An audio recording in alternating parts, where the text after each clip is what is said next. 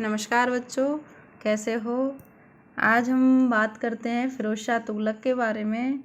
Last video में मैंने मोहम्मद बिन तुगलक की असफलता, उसकी विभिन्न योजनाएं, उसके बारे में वर्णन किया।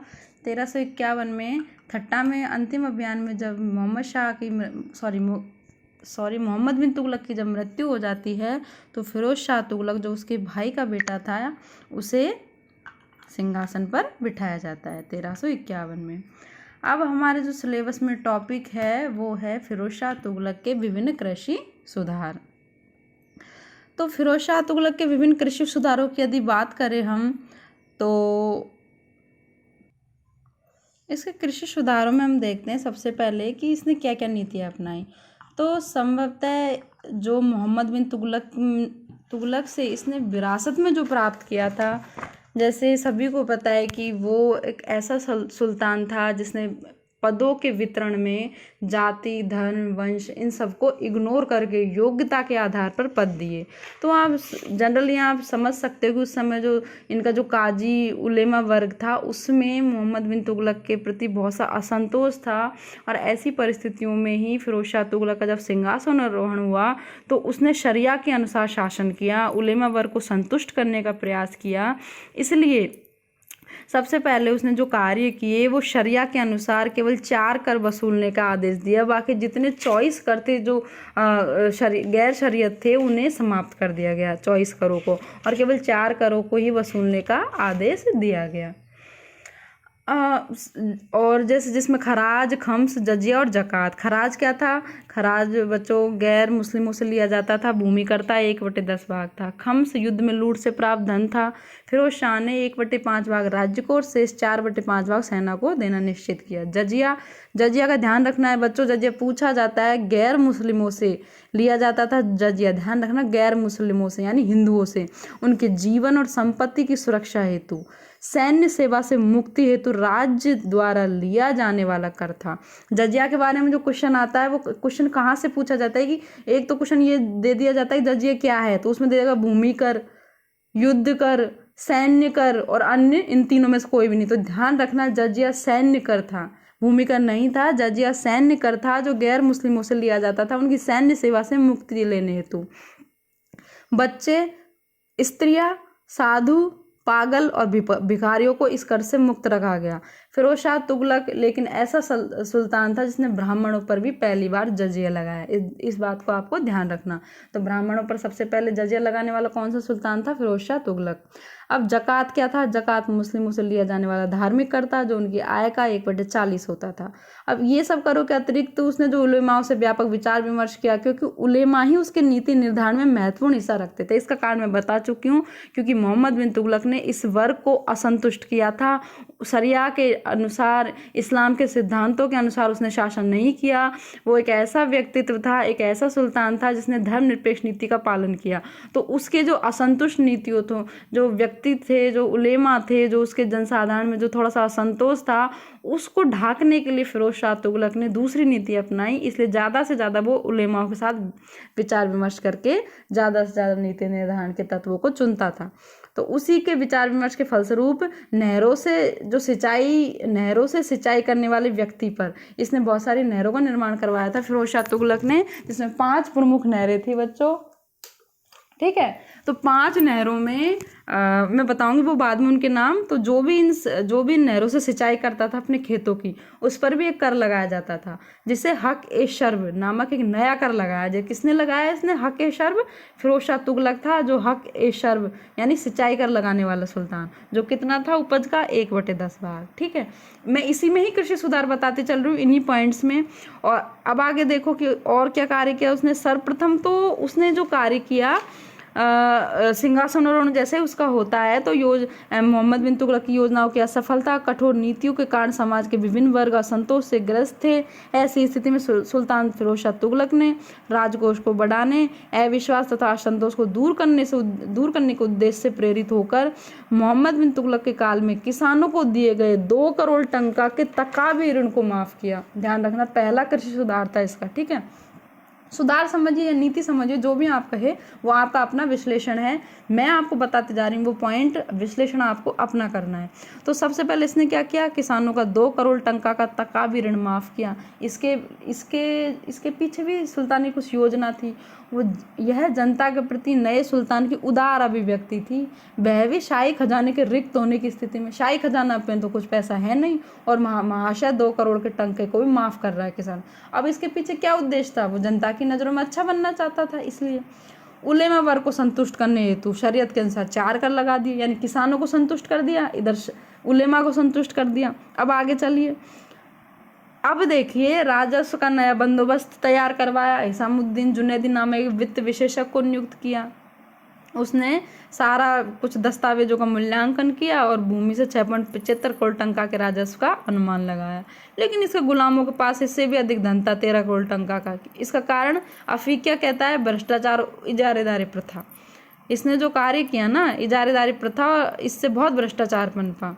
इसने क्या किया, भू राजस्व के निर्धारण में जो मापन की पद्धति थी उसके विपरीत में बटाई पद्धति का अनुसरण किया। भू राजस्व की दर 1/3 निश्चित कर दी गई, ठीक है। और पूर्व सुल्तान मोहम्मद बिन तुगलक की तुलना में फिरोज शाह तुगलक की लगान व्यवस्था राज्य और किसान दोनों हेतु अपेक्षाकृत रूप से लाभदायक रही, क्योंकि इसने एक तो भू राजस्व की दर कम कर दी, ठीक है, इसलिए लाभदायक रही।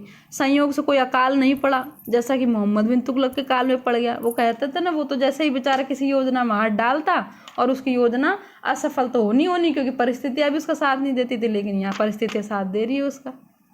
अब दीर्घकालिक संदर्भ में वंशानुगत जागीरदारी प्रथा और इजारेदारी प्रथा को अधिकाधिक बढ़ावा देना के कारण ही अंततः राज्य और किसान दोनों के लिए व्यवस्था घातक सिद्ध हुई।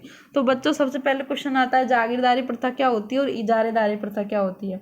जागीरदारी प्रथा, जैसे नाम से ही पता चल रहा है, जागीर यानी किसी एक भूमि का स्वामी किसी को बना दिया, जागीर दे दी, जागीरदारी इससे हो गई।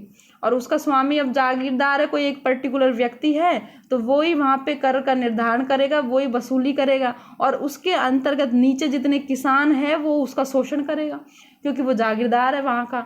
जागीरदार अपना खर्चा वर्चा काट के जितनी व्यवस्था के लिए उसको पैसा खर्च करना पड़ा, शेष रकम को वो अपने राजकोष में जमा कराता था। इजारेदारी प्रथा क्या होती थी, देखो इजारेदारी प्रथा में क्या होता है, सबसे ज़्यादा बोली लगाने वाले व्यक्ति को कृषि संबंधी लगान वसूली का कार्य एक निश्चित समय के लिए दे दिया जाता था, लेकिन इसमें भी जो ठेकेदार सबसे ज़्यादा पैसा लगाएगा उसे ही मिलेगा।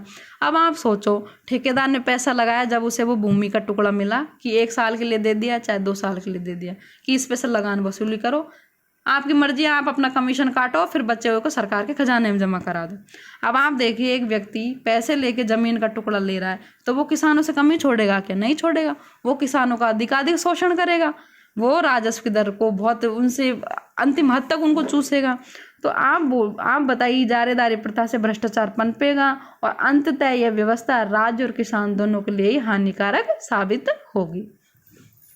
लेकिन अब इसने और भी जो आगे इसने सुधार किए वो देख लीजिए कि स्वतंत्र सिंचाई विभाग की स्थापना करने वाला शासक था कौन? फिरोज शाह तुगलक।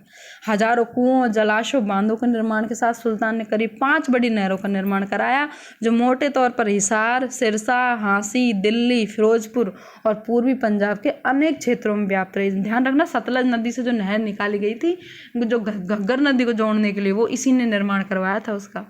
यमुना नदी से हिसार फिरोजा तक उल्गू खानी नहर, सिरमौर यानी यमुना से हांसी होते हुए हिसार फिरोजा की तरफ एक सबसे लंबी नहर थी, राजवाही नहर, सबसे लंबी 200 किलोमीटर की। घग्गर से नवस्थापित फिरोजाबाद यूपी तक एक नहर बनवाई। यमुना नदी से दिल्ली में स्थापित फिरोजाबाद शहर तक भी एक नहर। इस तरह 5 बड़ी बड़ी नहरें इसने बनवाई। फिरोज शाह तुगलक द्वारा किए गए सिंचाई के उपयुक्त विभिन्न प्रयासों के फलस्वरूप कृषि की पैदावार बढ़ी और आय भी बढ़ी। बड़े पैमाने पर सिंचाई की व्यवस्था करने वाला फिरोज शाह तुगलक सल्तनत का एकमात्र सुल्तान था। अफीक इनके बारे में लिखते हैं कि हिसार फिरोजा के आसपास के क्षेत्रों में, जहाँ पहले केवल हमें बंजर, ऊसर, अनुपजाऊ भूमि के दर्शन होते थे और जहाँ खरीफ की फसल भी मुश्किल होती थी, वहाँ अब रबी समेत 3 फसलें आसानी से होने लग गई। तो ये सब थे फिरोज शाह तुगलक के कृषि संबंधी सुधार। अगला हमारा जो टॉपिक है तो आप इसको गहनता से अध्ययन कीजिएगा। छोटा क्वेश्चन आए तो गलत नहीं करना है। छोटा मिड क्वेश्चन यदि बड़ा क्वेश्चन भी पूछा जाता है उसके कृषि संबंधी सुधारों में तो आपको ये सब पॉइंट बताने हैं। मैं जितना डिटेल में बता रही हूँ उसको याद रखना है। ये पूरा आप अगर लिख के आते हो तो आपको बड़े क्वेश्चन में पूरे नंबर मिलेंगे। ठीक है, तो देखिए गिने चुने पॉइंट में फिर से रिविजन करा देते हैं। यदि कृषि सुधार पूछे जाते सबसे पहले कि इसने मोहम्मद बिन तुगलक के द्वारा जो किसानों को 2 करोड़ टंका का तकावी ऋण दिया गया था उसे माफ़ किया। किसानों की नज़रों में वो अच्छा सुल्तान बना और कहीं ना कहीं किसानों को भी इससे फ़ायदा हुआ। दूसरा, यह केवल 4 कर ही वसूलने का आदेश दिए जो कि शरिया के अनुसार थे। 24 गैर शरीयत करों को इसने समाप्त कर दिया जो गैर इस्लामिक कर माने गए। ठीक है, जिसमें खराज, खम्स, जजिया और ज़कात 4 कर थे। जजिया का विशेष ध्यान रखना है बच्चों। जजिया कर क्या होता है? गैर मुस्लिमों से लिया जाने वाला कर होता है जो हिंदुओं से लिया जाता है। ठीक है, और जो उनके जीवन और संपत्ति की रक्षा के लिए लिया जाता है। एक प्रकार से सैन्य कर है जो सैन्य सेवा से मुक्ति के बदले लिया जाता है। स्त्री, बच्चे, पागल, भिखारी ये सब है जो इससे मुक्त माने जाते थे। लेकिन फिरोज शाह तुगलक के समय ब्राह्मणों से भी जजिया कर वसूला गया। ये एकमात्र सुल्तान था जिसने ब्राह्मणों को भी नहीं छोड़ा। ठीक है, ये ध्यान रखना है आपको। अब आते हैं आगे। स्वतंत्र सिंचाई विभाग की स्थापना की। ठीक है, और 5 बड़ी बड़ी नहरों का निर्माण कराया जिससे हिसार, सिरसा, दिल्ली, आसी, पूर्वी पंजाब के इतने क्षेत्रों में नहरों से पानी गया। अच्छी फसल हुई और इनका कृषि उत्पादन बढ़ा। ठीक है, भू राजस्व दर 1/3 थी और मापन की पद्धति को छोड़ के इसने बटाई की पद्धति प्रारंभ करवाई। और ये व्यवस्था कहीं ना कहीं हम देख सकते हैं राज्य और किसान दोनों हेतु अपेक्षाकृत रूप से लाभदायक रही।